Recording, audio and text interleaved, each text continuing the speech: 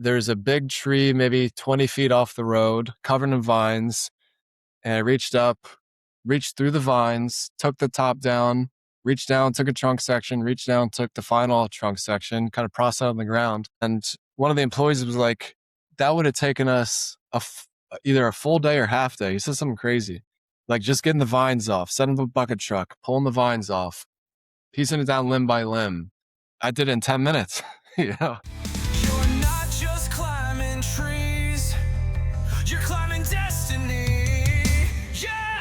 What is going on? And welcome back to another episode of the Branching Out podcast. On this podcast, we like to talk with people that are in the tree service industry that know what actually moved the needle. We don't talk about the hype, the BS, not the Instagram highlight reels, just the stuff that's going to actually make your business safer, more profitable, and more sustainable long term. Today's episode is a good one, especially if you've ever asked yourself, when is the right time to mechanize?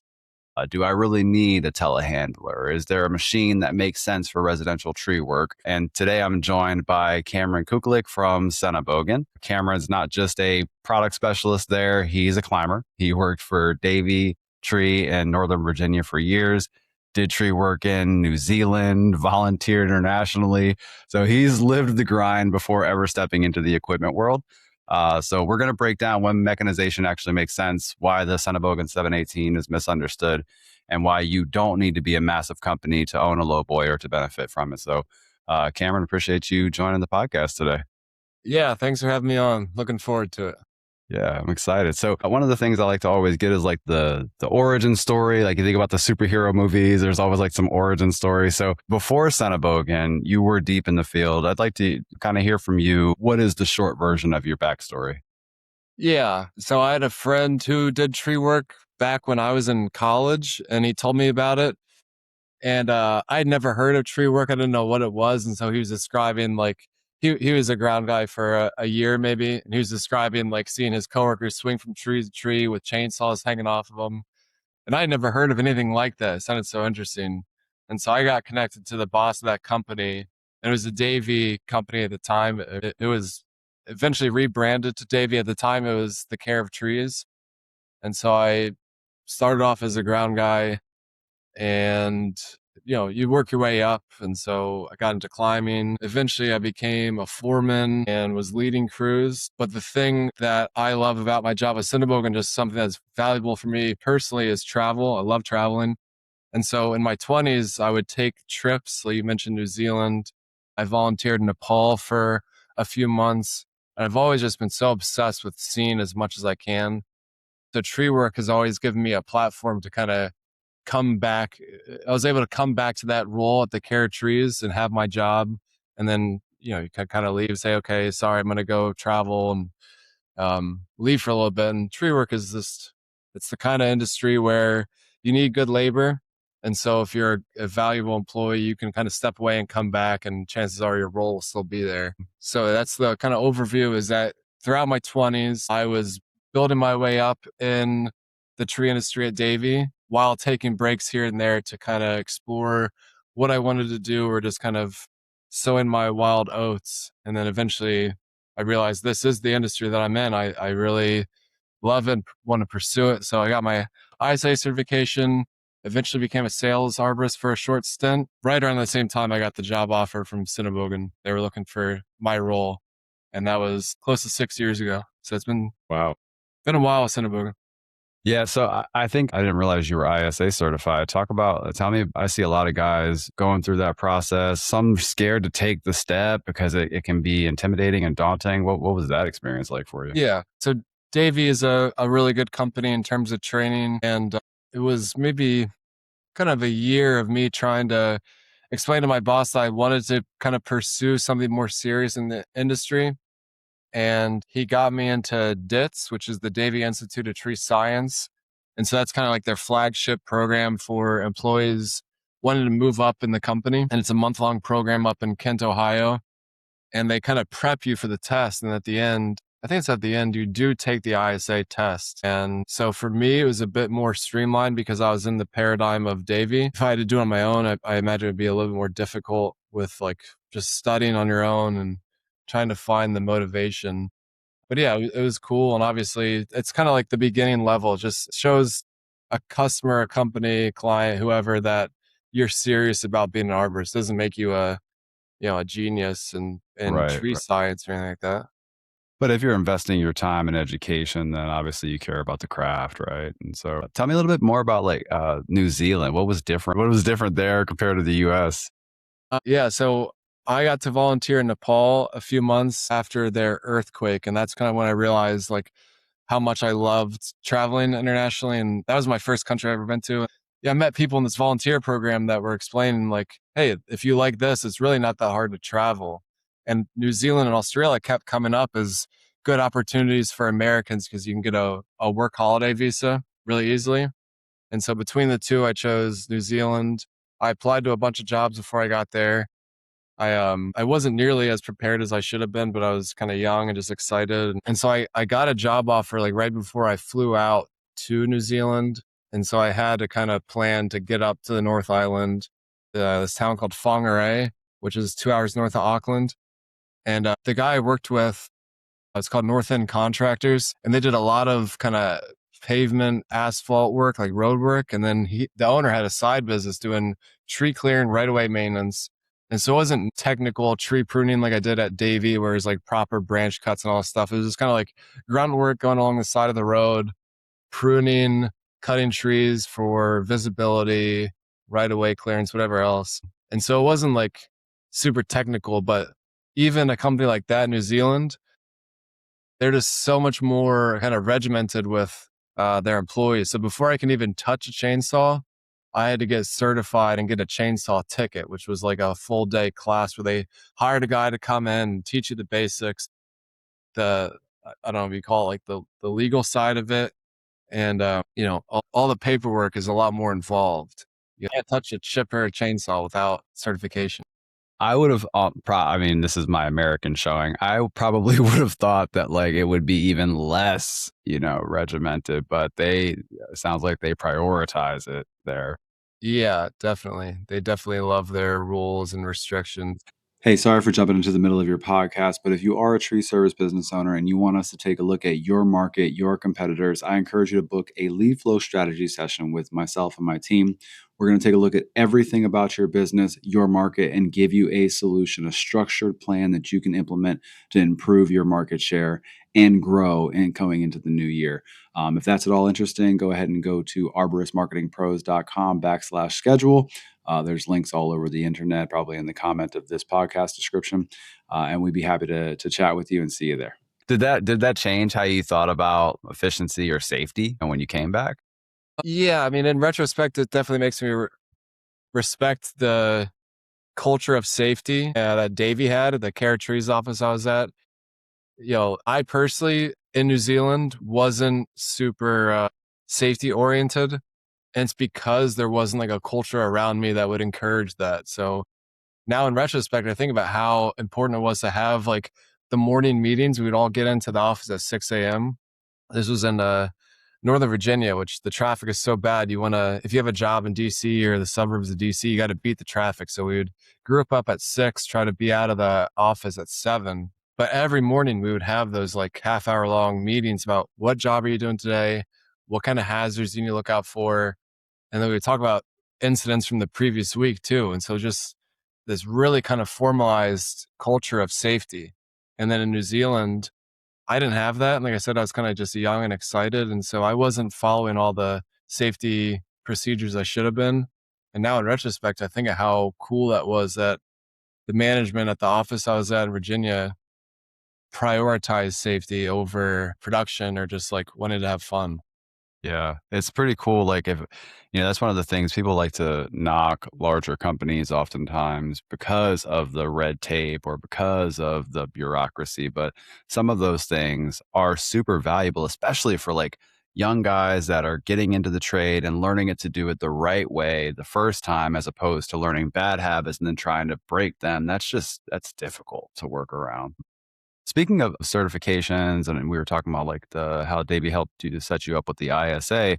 What is Thinking about like the ISA certification in and of itself and some of that training, did that change the way that you operated on the job, like decision making skills? Did it add credibility? What were the benefits of becoming ISA certified for you as an arborist?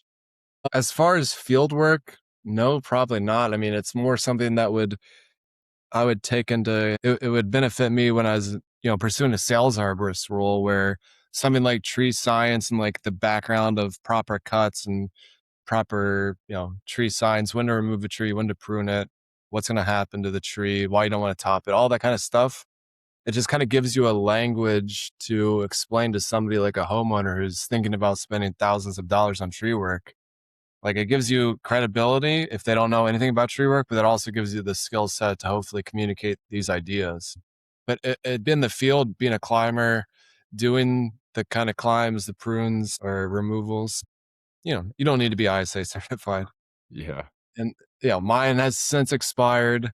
My tree ID has really fallen off since being a part of SENNEBOGEN. I'm definitely not an expert in tree science management or whatever. Gotcha. That's probably a good transition. So what was the transition like and how did you get from, being in the field to like, getting on board with SENNEBOGEN? Like, was it that you thought, well, there has to be a better way to do this. Let me play with some tool. Like, walk me through what that transition looked like. Yeah, I had not heard of SENNEBOGEN before they called me. Like, part of my interest in like growing within the industry was creating a LinkedIn profile, and I just knew that was kind of a smart thing to do if you're looking for different jobs and career opportunities. So I created one, and they had a recruiter at the time. As background information, SENNEBOGEN is not a tree machine manufacturer. They make material handlers for scrap yards, ports, things that lift material. And then at some point they put a grapple saw on one.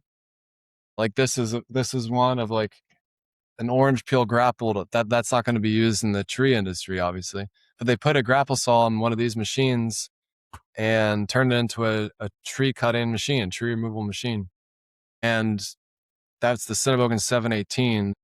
And so then a few people bought it, described how really amazing and game changing it was for them.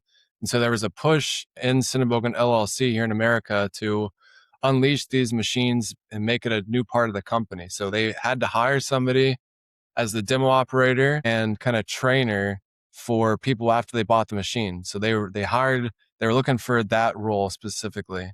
And that's how they found me on LinkedIn. I had no equipment background whatsoever. My profile said something about trees. The recruiter clicked on it and said, "Hey, I need somebody who knows how trees work. I'm hiring for this job that's travel based, demo operator, machine operator, and it's all about the SENNEBOGEN 718."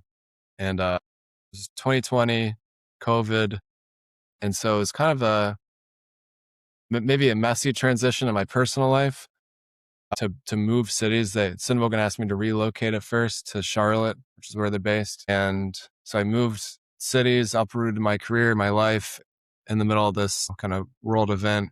And it wasn't obviously the right choice at first, but probably by the end of the first year, I could run the machine better. So yeah, that's the overview. My role is that I was the demo operator. We were kind of pushing this new thing in the industry. We were giving demos to whoever we could to kind of promote it. And it does take skill to run this machine, so you can't just put anybody on it. So they would have like, "Hey, we'll give you a demo. We have an operator." And that was kind of the sales pitch for the first couple of years. Now people know what SENNEBOGEN is. It's changed a little bit. My role has changed. And so what did that demo process look like? You weren't bringing these machines out to their yards at different locations. Yeah. What was that like? Yeah. Yeah. So at first it was just my boss and I, Greg Roberts. He's the tree care manager. Now we have a whole team with multiple sales reps in different locations. And Greg is now the kind of umbrella figure. He's kind of organizing, he takes care of the big accounts. But at first we were just kind of trying to get ourselves out there. We had a dealer network. And so we used the dealer network, but we were also just having to push this on our own. And we were giving demos to whoever. I didn't come from an equipment background. And so I didn't have a great experience learning how to operate this machine. We didn't have anybody to show me how to operate it properly. So I was really learning on these demo sites. And you can imagine it's an expensive piece of machinery. We were kind of pushing it onto customers, and then we say, hey, we'll give you a demo. I would get there and kind of be fooling around with the controls, not really showing off the best I could, the capability of the machine. So we had a few messy demos early on, but really it was just doing whatever we could to get the machine in front of people, trying to prove what it could do. Because you say, hey, this machine can take down a tree 10 times faster than the bucket truck. That sounds like an exaggeration, 10 times faster, but once you see it.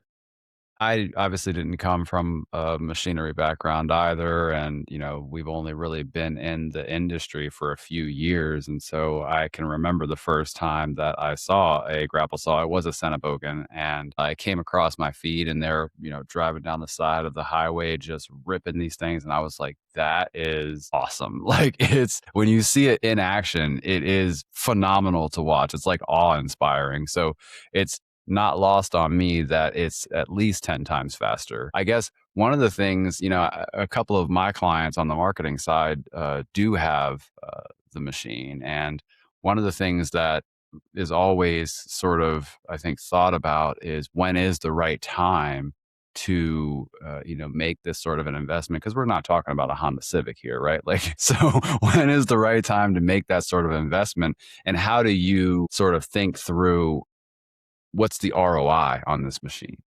Yeah, well, it's something I've kind of been thinking about a lot lately too, because number one, my background is residential tree work. And number two, I told you my kind of role has changed. And so we're no longer trying to do demos as often as we can. My role as a demo operator has lessened, but I love SENNEBOGEN. I love the company. And so I've always been trying to advance my role. So one thing I do now more than I ever have been was the social media marketing. I make a post on social media every day. A lot of times it might just be a time lapse, but if I have the time, I'll go out and interview a customer and get their feedback on what they like about the machine, how they use it. And my focus on that end has been smaller companies, primarily residential, maybe even without a lowboy. And so one good example is R&G Tree, this guy, Colby Gant in South Carolina. He is not a huge company. He does primarily residential, doesn't have huge contracts. He doesn't have a lowboy even. And so he'll group his jobs together in Greenwood, South Carolina, find a neighborhood that has 3 or 4 jobs or more, drive the SENNEBOGEN there. Maybe it'll take an hour on the roads. Maybe cars will honk as they drive by, whatever. But once he gets the SENNEBOGEN to that neighborhood, he can do those 5 jobs in a day, whereas normally it would take, let's say, a week, whatever it is, 3 or 4 days. And so the return on investment for him has been, he had a healthy backlog and he's just blowing through it now with the SENNEBOGEN in his arsenal. And if you're going to keep waiting and waiting and waiting for that right moment to buy the SENNEBOGEN, you'll never get to that point. It's like that saying about having kids. There's never a right time to have a kids. Like, you're never going to have the perfect job, the perfect house, enough money. There's never a perfect time to buy a SENNEBOGEN. At some point, you just got to take that leap of faith, buy it, and see that it works. And there's different options to kind of ease that, where it's like, maybe you do a RPO, rental purchase option. Maybe you find a dealer or used unit, something. But that mindset is kind of catching on. And I'm seeing a lot more smaller companies buy this machine and saying, I wish I did this earlier. I mean, we're talking about like dollars and cents, right? But there's also other things to consider, right? Like, how large of a crew do you need? Who's getting injured on your crew? Like, who's getting exhausted? That retention and burnout, you're keeping your guys longer because you're putting less strain on the crew.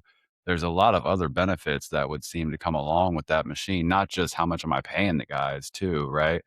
And so it seems like it's not about just replacing climbers. It's more about like protecting everybody and protecting the crew.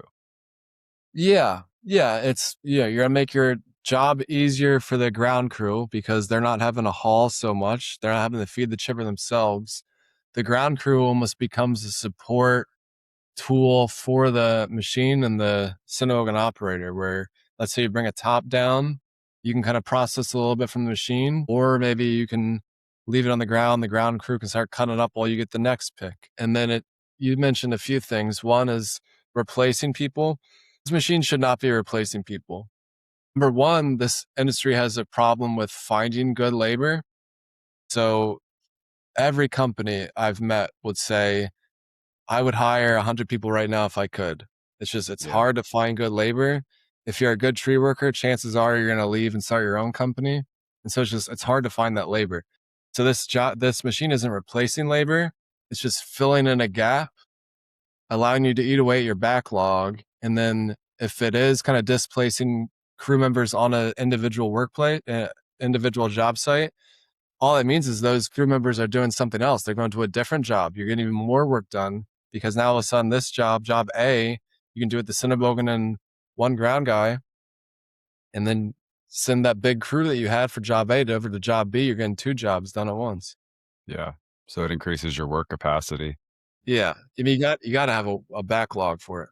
Yeah. Walk me through with regards to like the 718 specifically. Like, what about access? How does it do with access? Where can it be used? I think I default to thinking it has to be only roadside, but it could be used in the backyard, presumably. Yeah, tell me about Yeah. that. I mean, it's going to be market dependent, right? So where I did tree work outside of DC, the SENNEBOGEN's not going to work, right? You're taking major highways to get to these $1 million properties on a half acre, quarter acre, and residents are going to pay $2,000 for a white oak deadwood removal. The SENNEBOGEN's not going to do anything for that. But in so many markets, it's valuable to have the SENNEBOGEN. The most obvious market and the one that's like has flourished for the past half decade is New England, where the trees aren't huge, right? So you're doing a higher percentage of tree work in New England can be done with the SENNEBOGEN, and the rates are higher too. So homeowners are still paying a lot.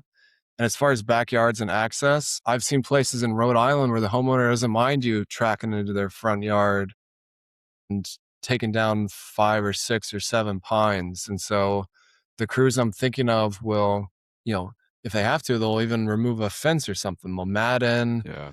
remove a fence post, find a way to get into the backyard. And it's not a problem. Whereas in other places, you're right, but surface area in this country that the SENNEBOGEN could cover is not what the SENNEBOGEN is currently covering, because the mindset is still kind of what you talked about. It's like Yeah. there's so many untapped areas where people are just afraid of changing their mindset on tree work for. Yeah. I hear that a lot. What's one of the coolest reactions or notable reactions you've seen from either a homeowner or even like during one of your demos when somebody actually sees this thing work? Because I gotta imagine that somebody's jaw was on the floor. Yeah, homeowners love it. Neighbors of your customer will come out and see it and see how fast it is. Like, oh, I can hire them. They'll be in and out in an hour. And so people are like, homeowners obviously love it. One notable comment I remember was we were doing a demo for Asplund in Virginia, and it was a tree. It was a roadside project. I should say also that obviously the roadside stuff is kind of the bread and butter of the SENNEBOGEN. It's not that it can only do residential. It primarily does bigger contracts. I just want to put that out there, but it still can do residential. It's not being tapped enough in that market. But anyways, on this one demo, there's a big tree, maybe 20 feet off the road, covered in vines. And I reached through the vines, took the top down, reached down, took a trunk section, reached down, took the final trunk section, kind of processed it on the ground. And one of the employees was like, that would have taken us either a full day or half day. He said something crazy, like just getting the vines off, setting up a bucket truck, pulling the vines off, piecing it down limb by limb. I did it in 10 minutes, 3 picks in 10 minutes with minimal setup, no moving the machine. I've always thought about that. It's like, that is proof it's 10 times faster. That's it right there. And Yeah. so, what are the transport options? Because obviously, use a low boy, but I assume this thing isn't, it's not going to win any street races if you don't have that. But what is like the speed? And I know you probably got a million stats in your head. So, what kind of data can you share with us around? Well, stats, not necessarily. I have a lot of anecdotes. So, like stats, the machine's going to go about 12 miles an hour, which is slow. And so most companies are going to eventually have a low boy for it. But you don't need to start with the low boy. You can start with the SENNEBOGEN and do what Colby does in South Carolina, driving the machine from job to job. That's the transport option right there. If you're living in an area where there aren't major highways, you can kind of get from neighborhood to neighborhood on side roads or, be able to pull over. Like I said, maybe it'll take you an hour, but once you're there with this piece of gear that can just do the job incredibly quickly. Yeah. Totally. And so from what you've seen, how does mechanization change a company's maybe even culture or profitability over time? Like, is it faster job completion? Like, how does it affect their bottom line usually? Mm, well, I mean, you mentioned like the benefits it can have for the crew. Like I think about that because it just makes your life so much easier. It's better to be around, even if you're not operating the SENNEBOGEN. It's just fun to be around it, have it do the heavy lifting. But it's not just the SENNEBOGEN. The whole industry is kind of going through this pretty seismic shift towards mechanization. The telehandlers are huge. Knuckle booms. I've never really been around knuckle boom too much, but mechanization is here to stay. And it's kind of like which segment within mechanization do you want to pursue? And they each have their benefits, but they all kind of have the same result of making your life easier. If you have a backlog, you got to eat away at that backlog, so it's going to be making you more money. Yeah. So talk about the like cost of ownership, right? Like insurance, maintenance, and it doesn't necessarily need to be dollars and cents, but what should somebody be considering if they're like, you know what, I think I want to make this jump? Like, what does that service look like? Yeah. How does SENNEBOGEN kind of handle that? Yeah, that's kind of like the nitty gritty that I'm not totally positive on. Not being a sales rep, I would encourage people to kind of pursue a RPO option. Just try it out for a month, rent it. I mean, dealerships rent it. SENNEBOGEN in some areas where there's no dealer support, we do direct interactions. Try it out, see if you like it. Maintenance isn't huge, like we use panel and hydraulic fluid. It's biodegradable. That's a high ticket item. The grease for the bar and chain is special order. You're not going to, it's not just bar oil, it's bar grease. So there's a few kind of like specific SENNEBOGEN support items you'll need, insurance and all that. You're also paying insurance for employees. I'm sure like numbers wise, it ends up being in the benefit of the person who buys it. And if it, yeah, do the rental. And I know that that's great advice. Like rent it, see if it's going to fit into your operation before you make the purchase decision. I know that there's different variants, right? Like there's a 718E. How many different variants are there, and what's the core differences between Yeah. them? Yep. So we have the 718. That's the kind of base model. It's 45 feet of reach. We have that on tires and tracks. We have the 728, which is 65 feet of reach. We have that on tires and tracks. And that's, for something like that, you will need some bigger contracts. It's a large machine. And we have the 738. We have a few of those.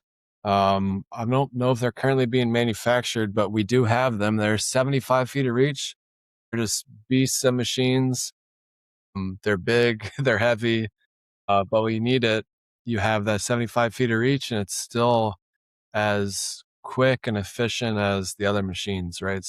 Yeah. Yeah. It's incredible. Like I said, I never get tired of it. Wasn't until I got in the industry that like I started appreciating like how I'll just say how badass the industry is. Like you see dudes swinging from trees to trees with saws hanging from 'em like you described earlier. But then when I was thinking I was scrolling Facebook and I just saw this machine just eating trees on the side of the road. And I was like, that's pretty Yeah, cool. in that same ballpark, I should mention that SENNEBOGEN LLC here in America is the dealer for Albach, which is a manufacturer also in Germany. And Albach makes our cutting head, the Albach grapple saw. Albach also makes the Diamant chipper. And that thing, if you want to see a badass piece of equipment, the Albach Diamant it's just the most unbelievable chipper you've ever seen. It's self-driving. It's gonna go, 55, 60 miles down the highway, set up. You'll raise the cab up. The chair goes from, driving down the highway, swivel over to operating position. You can feed, so it's a side feeding chipper. And then if any log is too big, you can lay out your own log splitter, corkscrew splitter, split the wood, chip it. I think anybody who's seen videos on the SENNEBOGEN probably has also seen videos in the Albach.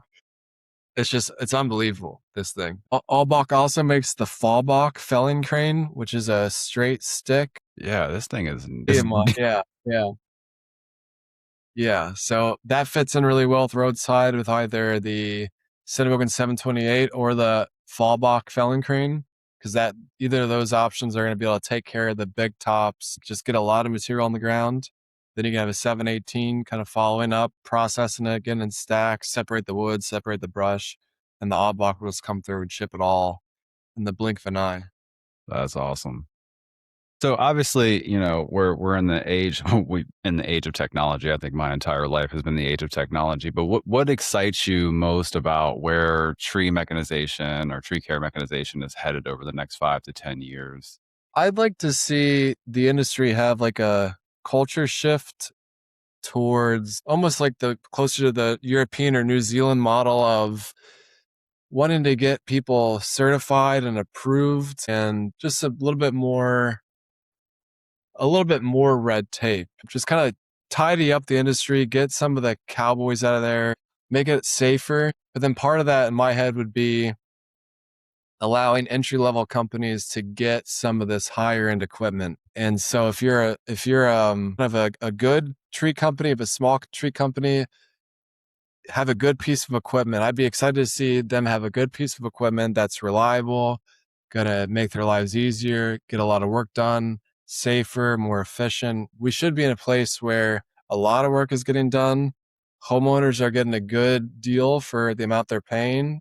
It's being done quickly, safely, and after a storm blows through, you don't see a bunch of cowboys with pickup trucks and chainsaws calling themselves arborists, getting themselves hurt, charging outrageous amounts of money for a tree just because insurance is paying for it. I mean, that kind of stuff is really sad. And it'd be good to see all that kind of tidied up a little bit and the focus shifted more towards these pieces of mechanization. Yeah.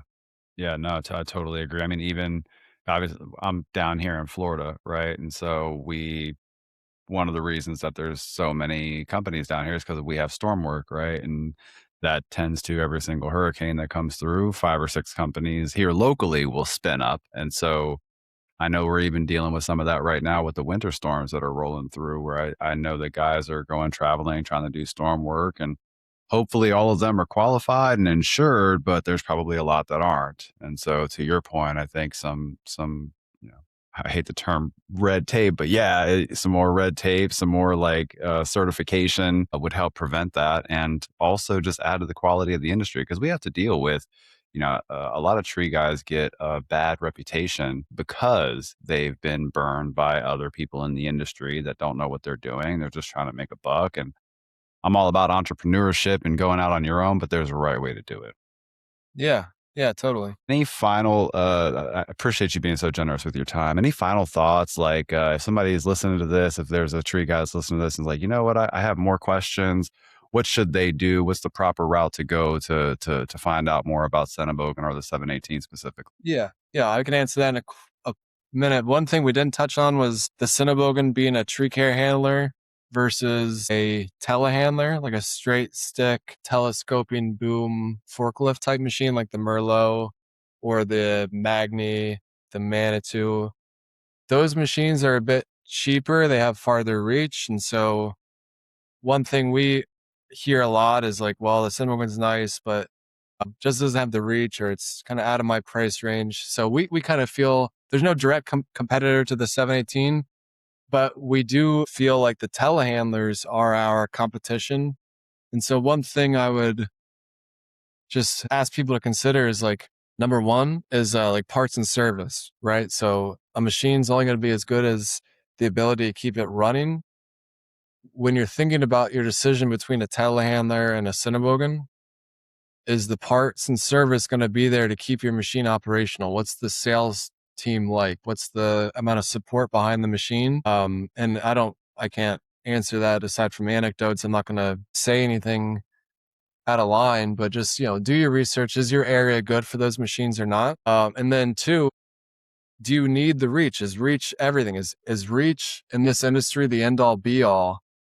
And depending on the kind of work you do, that the answer might be yes, that they need the reach. But it could be that if you take a different tact, start pursuing jobs that are more accessible to the SENNEBOGEN, that's going to be front yard trees, side yard trees, backyard trees if you have access, which might mean, matting or finding a creative way to get there. If the tree's a SENNEBOGEN tree, you can get up to and reach it. You're going to crush that job and be able to eat away at that backlog. So getting a SENNEBOGEN isn't just helping your current business model, it's changing your business model and rethinking how you approach tree work, which is super important. It's super difficult for a young or old a tree person who's been in the industry to think differently all of a sudden, like, okay, now I need to pursue jobs that the SENNEBOGEN can get to. And you might not know what a SENNEBOGEN tree is. So the answer is reach everything. It's not necessarily the answer is going to be yes. It might be that speed and efficiency and rethinking your market is the answer. And in that case, the SENNEBOGEN is going to be the answer. And your revenue is going to explode as you're getting so much more work done. Yeah, so totally. that's kind of like the one thing I really wanted to think about. And that's kind of what I'm focusing on in my social media marketing role now. How do I showcase that? Yeah. And there's plenty of examples out there. So to answer your other question, reach out to us either on our website. We're big on social media. I can get you in touch with any of the sales reps across the country, or if you call SENNEBOGEN directly, we put in touch with a sales guy. And we're really good with getting that conversation started right away, answering your questions, and getting a demo if you're qualified and if you're interested in a demo, or getting you a rental unit, putting you in touch with a dealer who's going to support you. Like, we're so excited about this machine. It's one of a kind in the industry. We all have a background in tree work or machines. So yeah, reach out and you'll find it much easier and low stress than you think. Right. Now, I do want to, something just came up in my brain when you were talking about like the rental and all of that. At the very early portion of our conversation, you were talking about that it is a machine that is difficult to operate. So, does SENNEBOGEN offer any training, or how do most successful companies that have implemented a SENNEBOGEN into their arsenal, how have they hired an operator? What does that look like?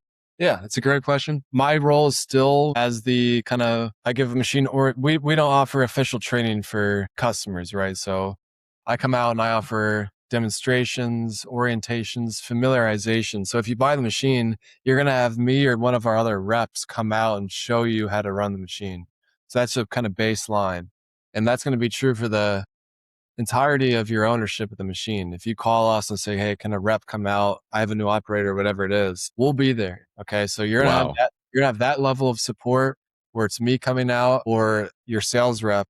Our sales reps can run the machine too, just to get you prepped. We've partnered with New Jersey Crane Expert, Hans, and they have a simulator, they have a machine. So you can send your operator to them, get them trained. And they do offer official training, right? Where I can't give you a certification, New Jersey Crane Expert can. There's that avenue. And then just kind of learning on the job, right? Like, everybody figures it out eventually. It's like, it's an expensive machine. It takes skill to run, but it's not a rocket ship. You'll bend a lot of bars, you'll throw a chain, but eventually you figure it out. That's kind of part of the fun, is figuring out how to run the things. There's some parts of learning on your own that aren't fun. I've proven that to myself. I've damaged the glass, the cage, I've torn hoses. It's easier to have somebody on site kind of coaching you through it, but you can't do it on your own. And maybe other people aren't as reckless as I am. There's something to be said about hard-won experience, though. I retain my lessons much easier that way. Yeah. Cool, Cameron. This was awesome. I appreciate you, bringing a real operator's perspective into the equipment conversation, because it's not about, we're talking about playing around and learning. It's not just about toys. It's about building companies that last and keeping your good people healthy. So if you're listening to this and you're curious about mechanization, or you want to learn more about the 718, we will put links in the description of this episode. And as always, if this episode helped you think differently about your business, share it with another owner who's feeling the wear and tear. And we'll see you on the next episode of Branching Out. Cameron, thanks again. Appreciate you jumping on for today. Yeah, thanks for having me.